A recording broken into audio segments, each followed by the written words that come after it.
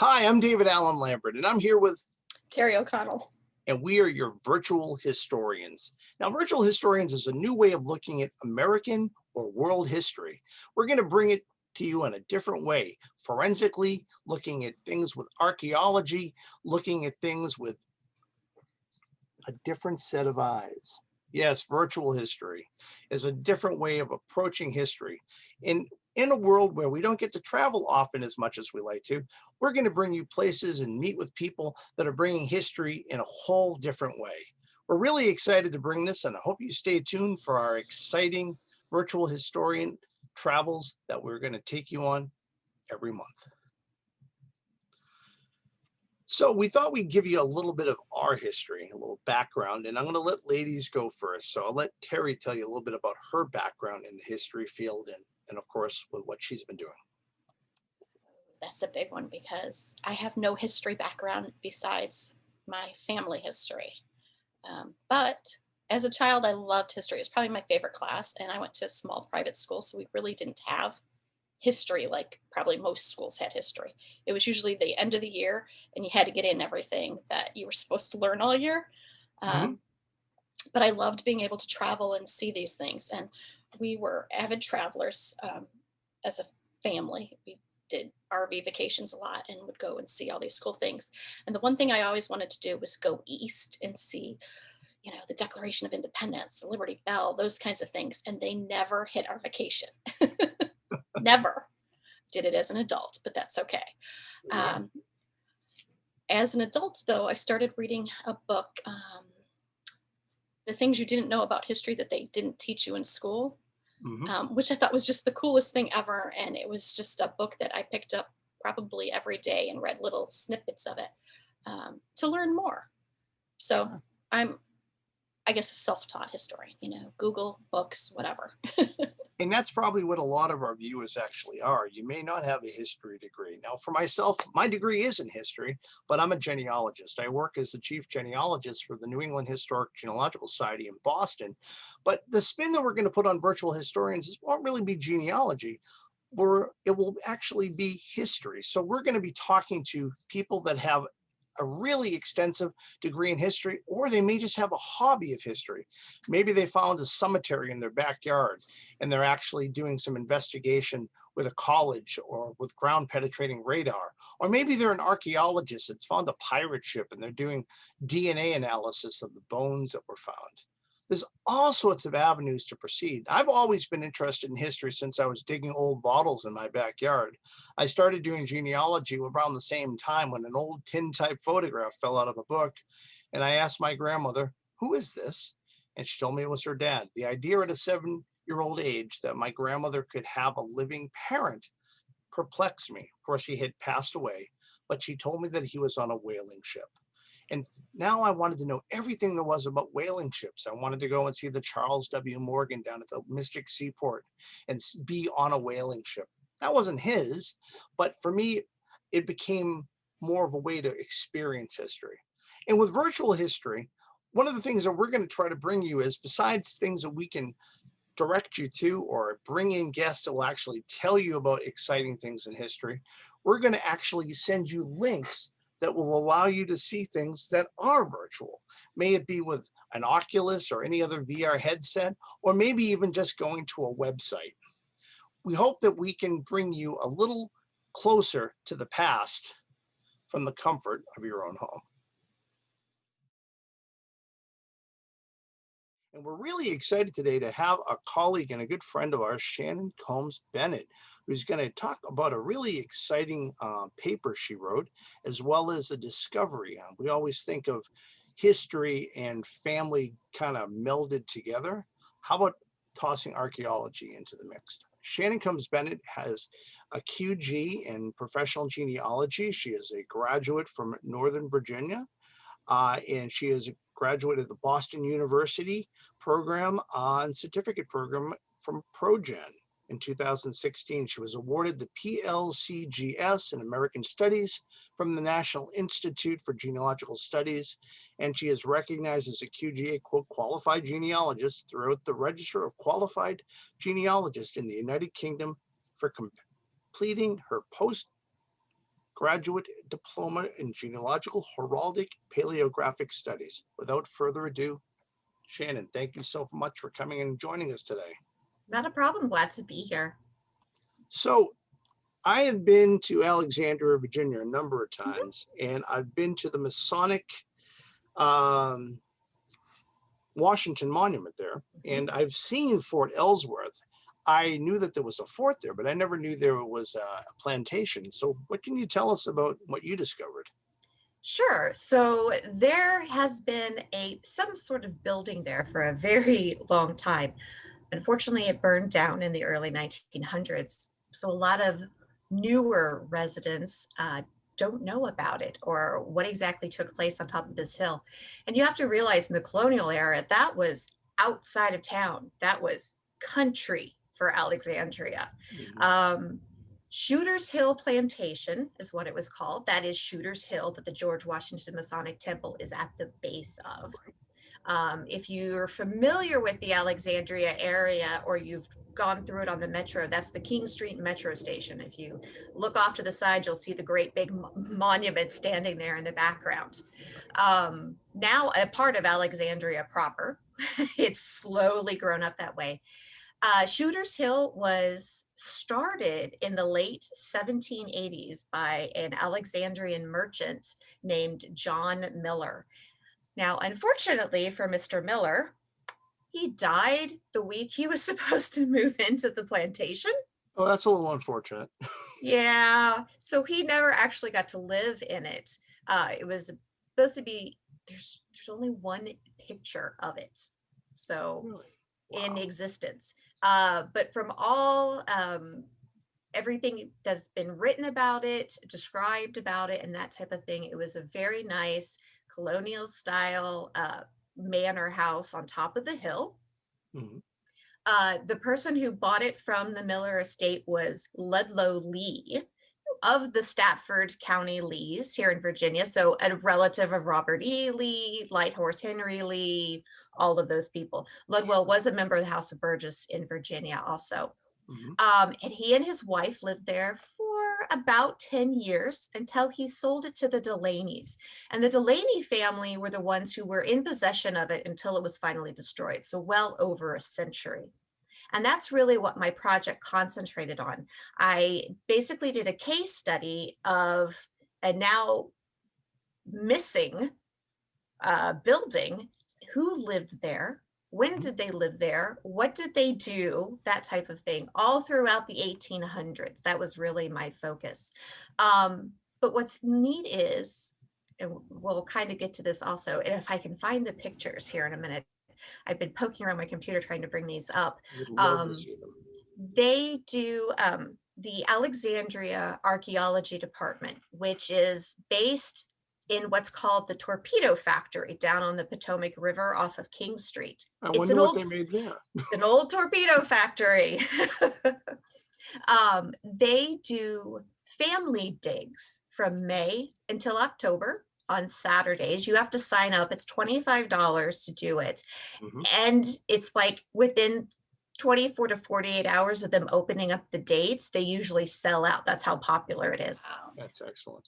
Yeah, and they have the local archaeologists come out and they're interns and they do a nice presentation on what archaeology is, what the history they know about the plantation, and then you get to go help with the dig. And for the kids, it's basically, here's the bucket of dirt, put it in the sifter. That's exactly what they had my daughter do at Colonial Williamsburg. They had kids dig, and they would do it. They were doing a backfilled house and going through the dirt, which still had artifacts in it. Right. I mean, what kid doesn't want to dig in the dirt and find stuff? This kid still wants to dig in the dirt. Well, so we took my father with us, and at that time he was 79, maybe 78, 79. So it was me, my husband, and my two children, and we were there for 2 hours and found pieces of pottery. We found, one of the kids found an arrowhead because they did know that there was Indian and Native American activity there. That's excellent.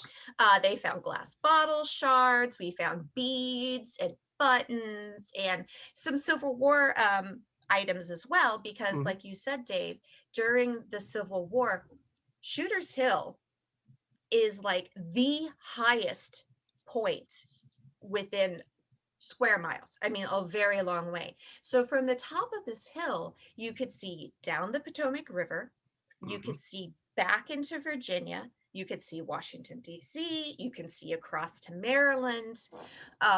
It's a wonderful vantage point. So as soon as Virginia seceded from the Union, troops came across the river straight into Alexandria, seized Alexandria. So it was a, siege town the entire war.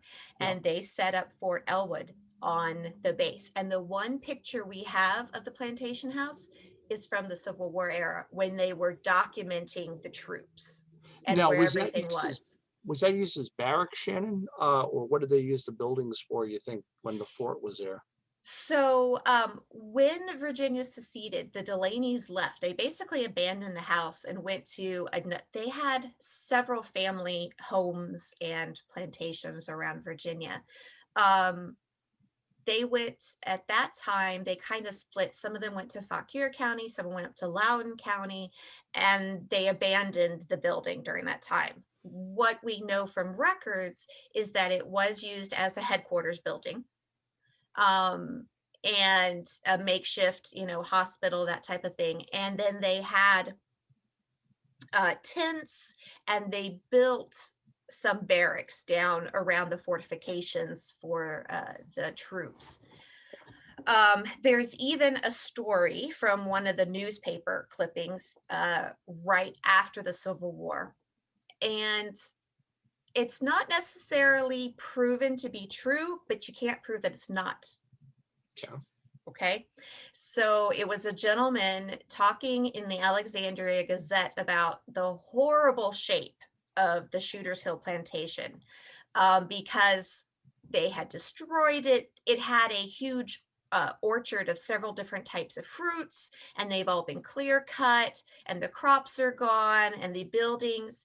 And then the report was that they had taken the grave slabs over the tombs for the Lee family and had built some of the buildings and the bakery out of it because they needed stones for the ovens. The graves are gone. They think they know where they are, but there's no markers, no nothing there. And from the newspapers, we can tell you exactly who was buried at the plantation because they're all there. Was it a crypt sort of setup, or like with their own chapel, or was it on the property? It was on the property. They, as is the tradition in most Virginia area farms, you were buried on the property. Very few people were actually buried in a church for a long time. Mhm. It was just, the tradition for in this area. And they were, so if you're familiar with Williamsburg, you know how they have basically, there's the four sides with the slab on top common. Exactly. It's that type. Yeah. Mm-hmm. So that's amazing. So the remains may still be there. Right. But where? And the thing is, what's interesting about it is the reason the George Washington Masonic Temple is there. Benjamin Delaney was one of the founders of the Masonic Lodge in Alexandria. At George Washington Lodge. He was a good friend of George Washington. His wife, Eliza French, was actually a ward of George Washington. Now, there's some debate if it was George Washington or George Mason, but one, George Washington gave her away at her wedding.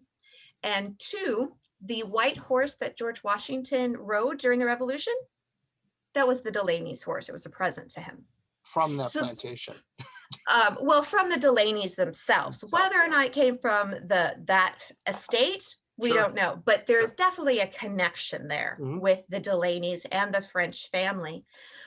One of the reasons why the Masonic Lodge is there is that the city of Alexandria, since the home is now destroyed, all the outbuildings are destroyed, it was slowly encroaching up the hill. And the Masonic Lodge wanted to preserve it. So when you're on top of the hill, you can see older style townhomes and single family homes on the side of the hill. But the top of the hill and where the lodge is now is preserved because they purchased all that land. That's excellent. Yeah, I know it has a really commanding view, and I remember looking down from the top of the monument, and you could actually see the Star Fort design of the fort. Yeah. That's pretty amazing. Yeah. Well, this is exciting. Did you have some images that you said that from your report that you Sure. wanted to share with us? I do. So let me, I will pause and try to get this to come up for a second. We will stay tuned. Okay. All right. From current slide. All right. Let's see here.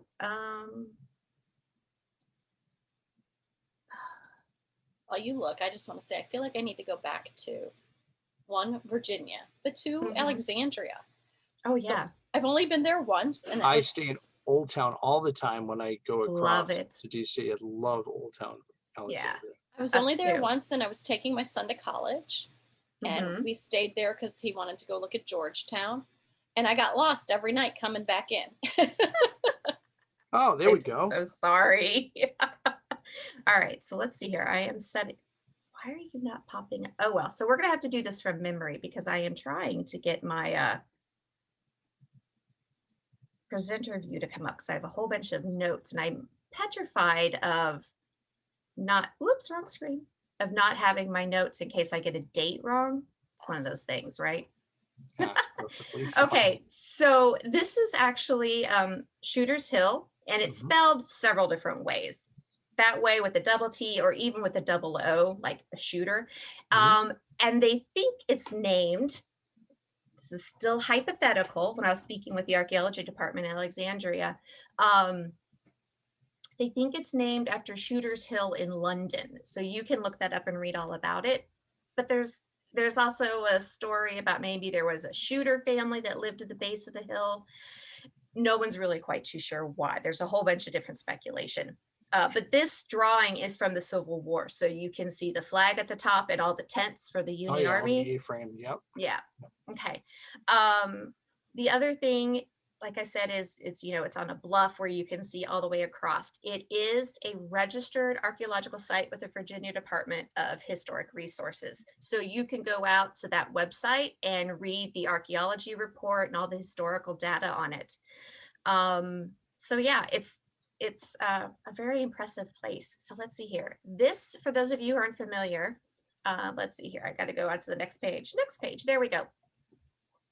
So on the left-hand side is the Masonic Temple. And this is from the top of the hill looking down. I took this picture on that.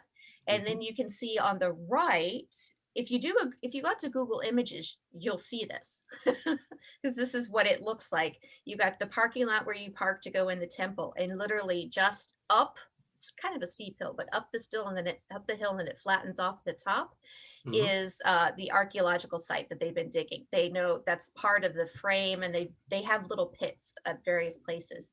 What you can't see is it's off the screen a little bit to the left would be the Elwood Trenches. That's really exciting. I mean, I know that you have to do a lot of test bits on a large parcel like that, but it's nice to know that they are started. And how many years have they been digging there now, Shannon? Oh, since the mid-90s. Wow. That's excellent. So Yeah, they've go marked ahead, off where most of the buildings are, that they found foundations and. Yes. And there's artifacts. The archaeology department in the torpedo factory is a little museum. You can go in there and look at what they've found. And then in the Masonic Temple is also another museum with archaeological dig stuff. Excellent. Nice. Excellent. Bits and pieces that it's a public building. Anyone can go in and see it. Okay, so next, so this is kind of what I was talking about, how you can see so far. So Shooter's Hill is down there towards the bottom. You can actually see a little like house drawing right above the name Alexandria on the map that arrow is pointing to. It, yep. Okay, so that's the home and the plantation. Charlestown, that's Charlestown, West Virginia. Okay, Wow. so you can see kind of how close everything, and there's Baltimore, Washington, D.C., Alexandria, the Potomac River. That's excellent.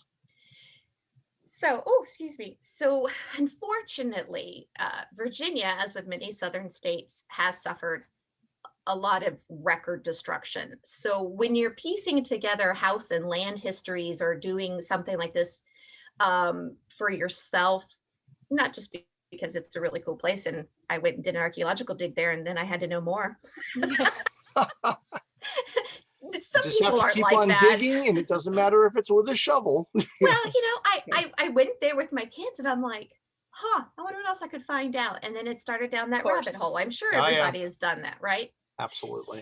So we have to rely on maps and other, I guess, unique or unusual records to try to piece together the house and the family history. Who lived there? When did they live there? And then on top of it, there have been nearly half a dozen boundary changes since it was built, because it was part of a colony, and then it was part of a state, and then it was part of the District of Columbia, and then it was part of Virginia again. And sometimes it's part of Alexandria, sometimes it's part of Alexandria County, sometimes it's so it's back and forth. yeah, so you're running around not only at the Library of Virginia, but you're running around to all the different local places trying to find which jurisdiction holds which paperwork. Right. So yay.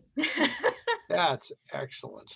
I love that bird's eye view, though. That's really Yeah, cool. it's a great, and this is, you guys could go out and look at this. This is from the Library of Congress, and it's titled District of Columbia and the Seat of War on the Potomac. So you can very easily go out there and find it.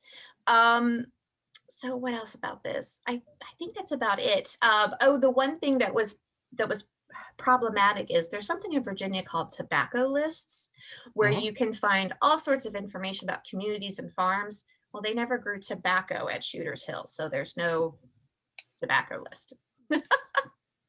Now, do they have any inventories or knowledge of how many enslaved individuals may have lived there? So okay, yeah. So give me a minute. We're getting to that. I actually have some good data on that. Okay, great.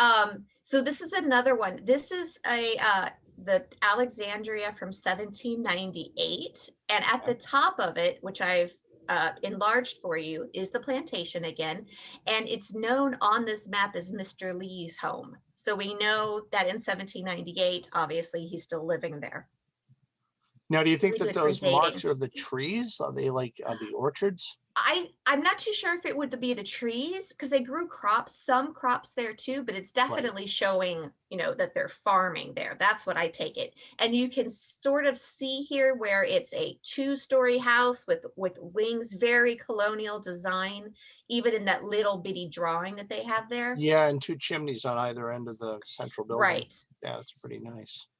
So we do know that when Benjamin Delaney purchased Shooters Hill, the mansion with several different tracts of land. So Benjamin not only bought that, but he then expanded on the land that came with the mansion. He purchased it on June 6, 1799 for £5,000. And that's about $100,000 today. Okay. Yeah. Especially, in Alexandria, you have multi-million-dollar houses now. That's probably the cost of a couple parking spots now in Alexandria. Yeah. Yeah. So he purchased in 1799. So the year after this map was created. All of the original land owned by John Mills, the merchant who built it, plus 20 acres and 1 rood, and 36 perches of land from a John West, and an additional 10 acres of land, plus all the buildings, ways, and waters from Henry Lee and his wife, Anne. So there were several Lees living on that hill, but he basically bought the whole hill. That's amazing. Yeah. All right. So next, great record. It's the insurance for the house. Oh. But what's even better is at the bottom of the insurance record is the plot. So the house, the footing of the house and 2 outbuildings. I see that, the piazza and everything right in front of it. That's amazing. So these records, you can find them from the Library of Virginia digital collections. And this is the Mutual Assurance Society insurance records. And homes in Virginia, homes and businesses were insured frequently by the society. And these were, the laundry and the garden were insured for $10, which is about $300 today. Okay. So, woohoo! But these are the first extant documents there are that shows the layout of the estate. Now, the central building that's shown on the left there, Do they know where that may have been, or is that where they're digging now, Shannon? Yes, they've actually, because this house also burned, and then they built a second house. So they know where the two foundations are, because they took one and then the second one's kind of catty corner to it. So they're built over top of each other. But you can see that it's blown up here. You've got the laundry and the gardener's house. They don't know exactly where they are, but they have a feeling that they are off the two front wings a little bit. So it had a circular drive that you could go up to. And then B and C, so the two wings were single story, and A was a 2-story wooden house. That's amazing. Yeah. 54 by 26 feet. Oh, go back. There we go. Yeah, so it's 54 by 26 is A. And then B over here on the north side of the building is 31 by 30. And the other side is 30 by 22. And each of the laundry and the gardener's house were both 16 by 16. So pretty cool. It is all right. Cool.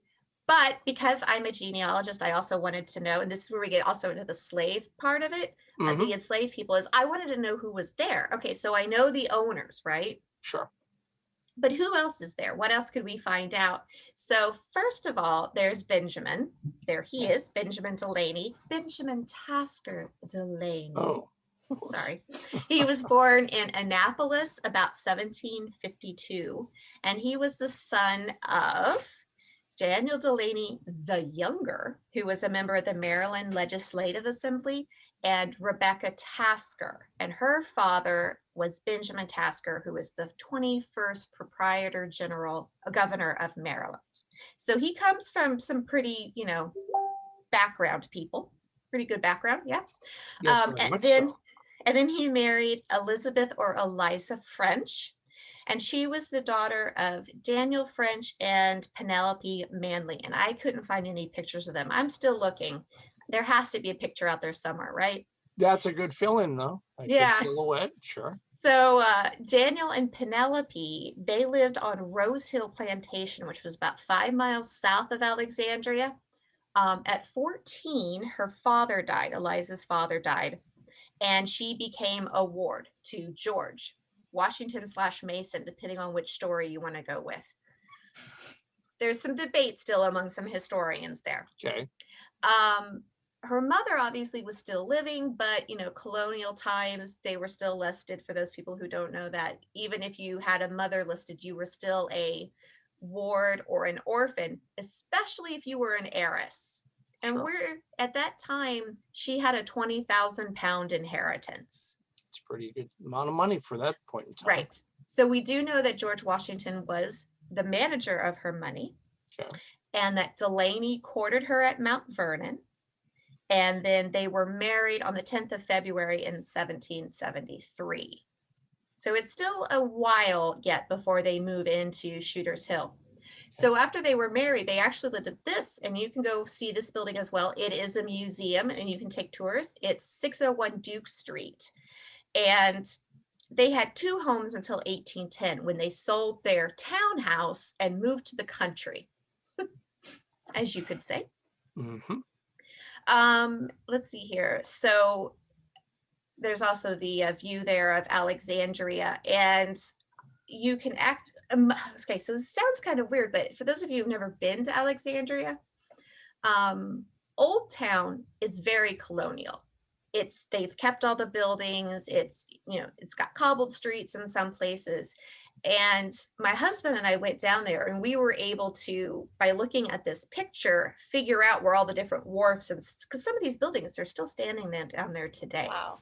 Sure. Yeah, it's pretty amazing, to say the least. Okay, so let's go back this way. So there's a wonderful digital collection called the Slave Manumissions in Alexandria Land Records, 1790 to 1863. It's on a website for the Alexandria Historical Society. They've kept it up, and basically they went through every single record they could find for Alexandria and made this database. Oh, that's tremendous. So what I did is I went through with the nice little find feature that you can have on websites and put in Delaney and all spellings thereof to see who I could find associated with the family. And these are the people I found who were owned by the Delaney family. Wow. So we now have names, and you can see that a lot of them are by Benjamin or his son, Benjamin Jr. But there's no one after that. Now, have you had any luck tracking any of them down for living descendants? I have not, because I have a feeling a lot of them left the state due to the laws.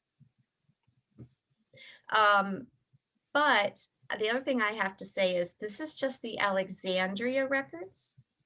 We do know that their children lived in other counties. Sure. So, only one of their children, when Benjamin and Eliza passed, would take possession of the home. The enslaved persons could have gone to other counties. So there may be more out there too, but at least we have a start of who was there. And these are everyone who was freed. So if they weren't freed, but if they were sold to another person or died or, just given to another family member, it wouldn't have been in the manumission records, because these are specifically records for enslaved persons who were freed. And you can see in some cases how much they were freed for. The ones that I find interesting are the ones that say a family member, like Hannah Webster purchased by father, Jack Goddard, father purchased. So there's several there. There's Tila, I'm not sure, Charlotte and Patty, wife and 2 daughters, purchased. Wow. So you get a sense of family. It really tugs at the heartstrings, because we know how lucky we are with doing our own genealogy, and with this is kind of a genealogy that came out of digging into some archaeology. This is really an amazing amount of work. Right. And the other thing is, records like this, as we find them, because these types of databases you can find them in a lot of different places across the South. And sometimes these are records that nobody would ever think to go look in or to find information in. And here you are putting it out there. And if somebody's looking and they have that brick wall, maybe this can help them go a little further. Yes. But I have, and there's another one that I have. But first, so these pictures are in chronological order, if you can't tell. So this is the death of Elizabeth Delaney, who died at 67 years of age, and she died in 1822. Now, have you ever had lunch at Gadsby's Tavern, Dave, in Alexandria? Yes. Yes, I have. So Gadsby's Tavern is where the auction for Shooter's Hill happened, when her debts couldn't be paid. Wow. By her kids. And the story, it was at that time known as Claggett's Hotel and Tavern. Same building, just different name. So it's, according to the lore, what happened was her son, Ladon Delaney, sued the estate. Virginia, they were sue happy. Transfer records are amazing. And Bladden was like, I want my money, and I want my money now. So his nephew, so a grandson of Benjamin and Eliza, Henry Rozier Delaney, came to agreement with Bladden, got some family members involved, basically paid off the uncle, and then with the backing of a lot of people, went in and successfully bid on the auction and got the family property back. Oh, cool. But that's where, so Terry, when you come to Alexandria, they dress in period clothes and serve you. Nice. It was lots of fun. It's an interesting little place. So just because I'm, that genealogical nut. So this is how it's going. So you skip the generation there. Henry Rozier Delaney was the grandson. So he's now the owner. What's important is his daughter, Rebecca Ann, she's the one who owns it during the Civil War.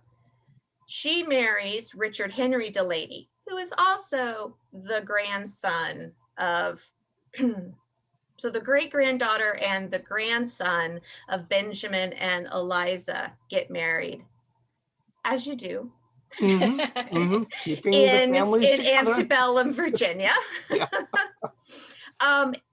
But the thing is, Richard Henry Delaney, he doesn't like Shooters Hill. Okay. So they don't live there.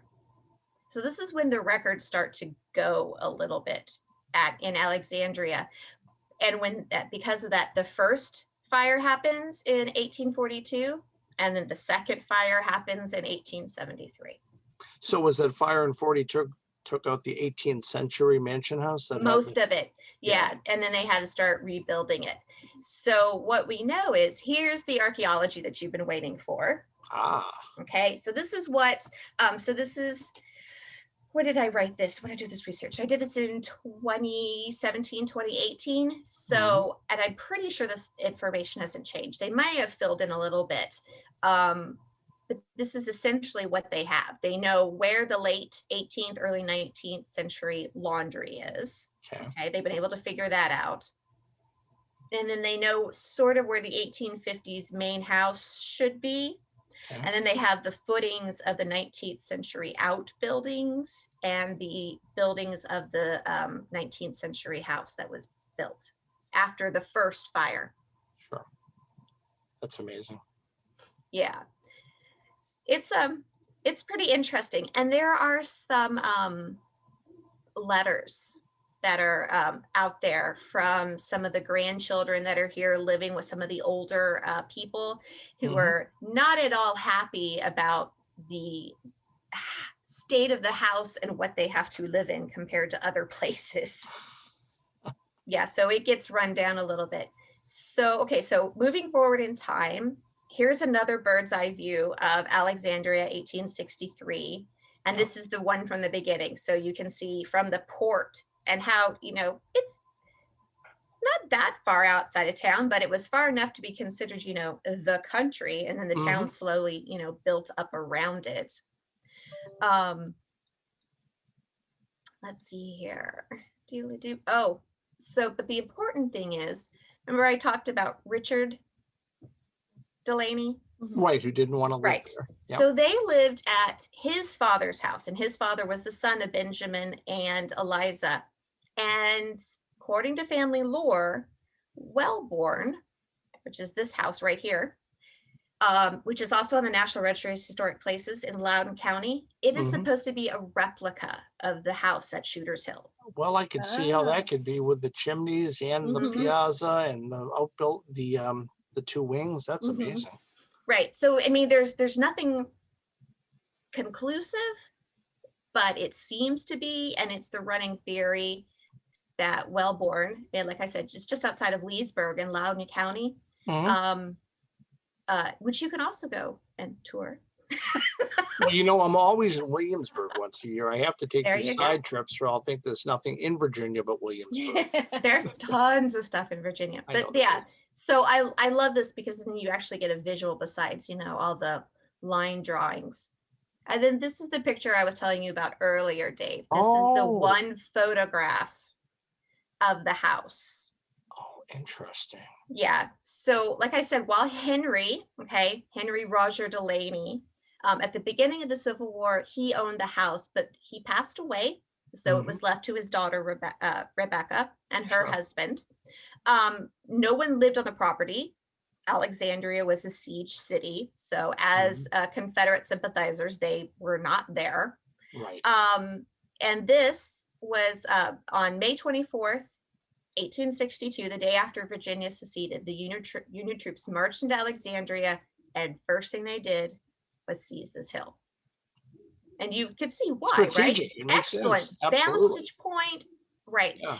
So the archaeologists at the Alexandria Archaeological Department, they have the original glass plate of this image and made a copy for me. But you can see, I mean, it's blown up as best as it can. Yeah. But you can see how they had rebuilt it. It now has a tower off of one end. Right. And it's at least 2 stories going in 2 different directions now.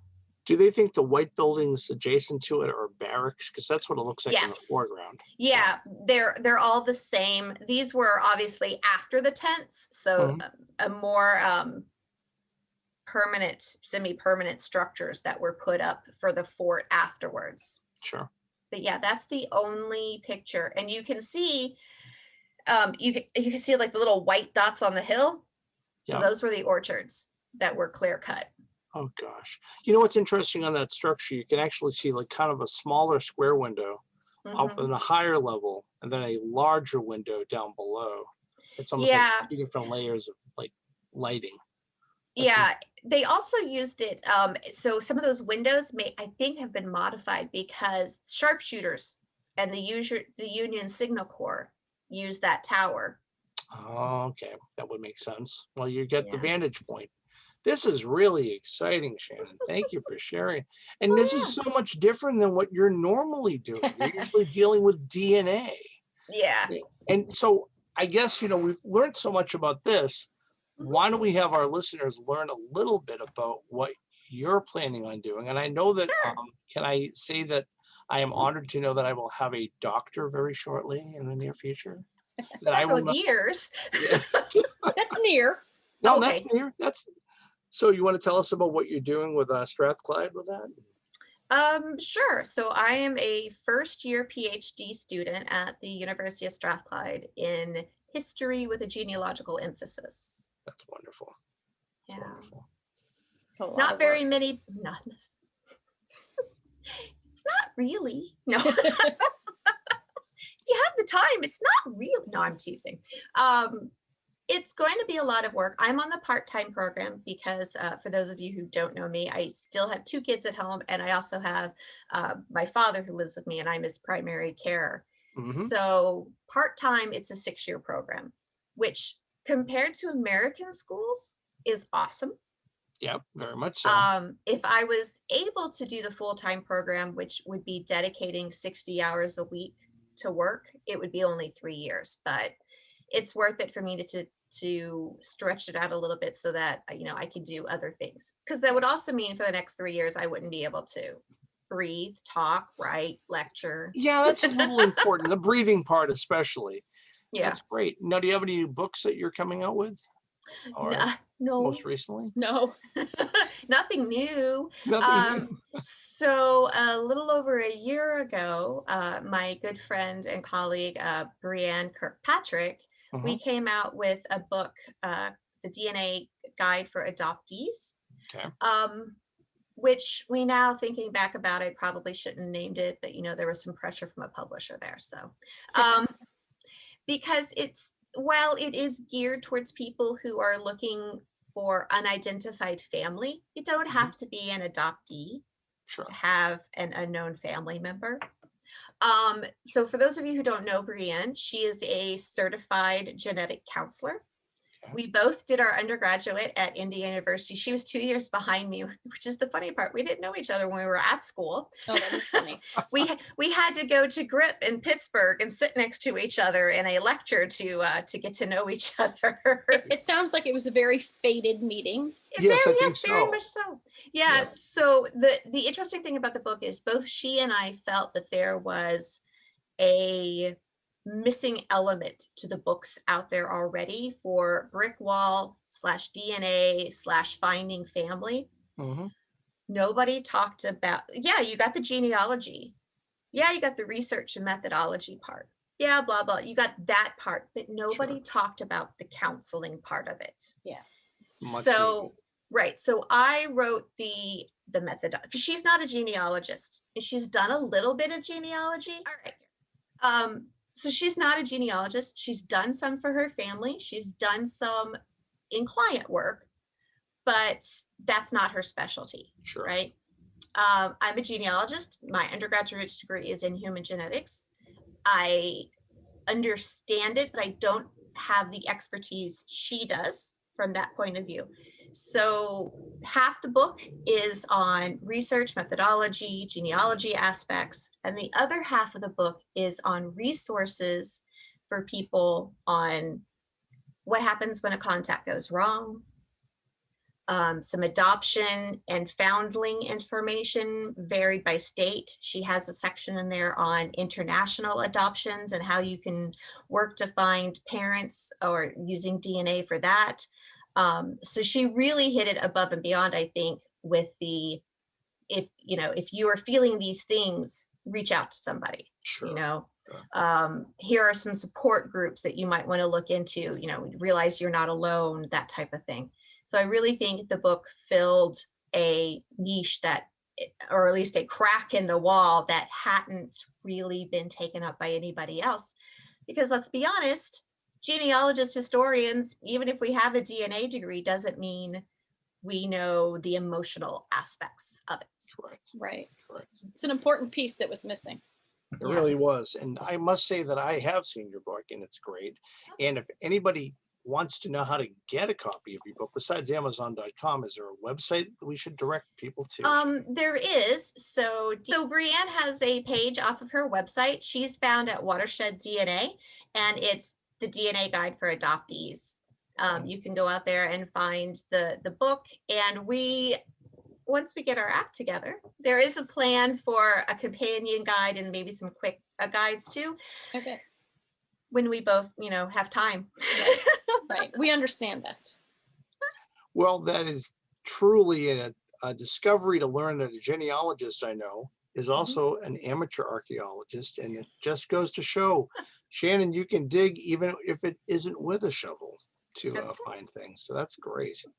Well, I'm delighted to have you on. And it's besides being a colleague, you've been a longtime friend. And I know Terry and I both appreciate you being here. And thank you very much. And we wish you well in your exploits. And hopefully we'll all get to see each other soon.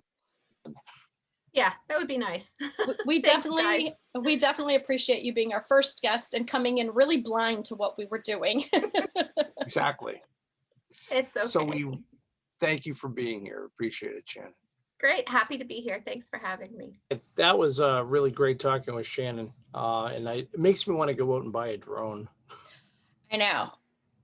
My thought as I was watching her pictures come across the screen was in Ireland in the past few years, they've had droughts and they've been taking the drones out and you can see all the layers of history in the ground because everything is just so dead. So I just thought it would be amazing to be flying a drone above all of that to just really see what you can see underneath. Yeah, and I'm sure that archaeologists are probably using drones more and more now. I mean, I know that amateur people can buy them now for a couple $100 and fly them up and see all sorts of things that you normally can't see. And that's true in England. They're also using satellite photography, and that's revealing foundations, ancient ruins that are just kind of appearing out of the ground because the droughts, like you say. Yeah, I won't admit to maybe we have one, but we haven't used it yet. There you go. If you find any ancient ruins out in Chicago, let me know. It was more of a thought for vacation. Like if you go someplace cool, like, to put it up in the air.